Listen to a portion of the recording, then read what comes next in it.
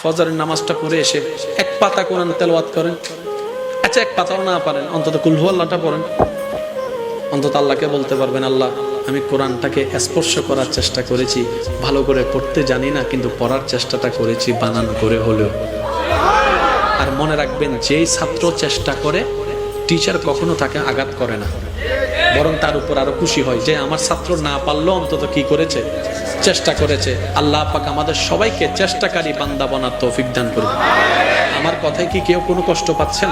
তাহলে এবার একটু খেয়াল করেন, জান্নাতে যেতে গেলে সওয়াবের দরকার, জাহান্নামে গুনার দরকার। আমার জীবনে গুনাহ বেশি, আপনারাও স্বীকার করেছেন আপনাদের জীবনে সওয়াবের তুলনায় কি বেশি, গুনাহ বেশি। তাহলে আমাদের টার্গেট তো পূরণ হচ্ছে না কেন? আমাদের জান্নাতে যাওয়ার মতো সওয়াব আমার কাছে নাই। আপনারটা আপনি বলেন, আপনাদের কাছে আছে? নাই। কারণ আমরা একটা ভালো কাজ করলে 10টা খারাপ কাজ করি, এক ওয়াক্ত নামাজ পড়লে 10 বার মানুষের নামে বদনাম করি, একবার মানুষকে সাহায্য করলে পুরো এলাকায় সেটা বলে বলে বেড়াই, তাকে কোটা দেওয়ার চেষ্টা করি।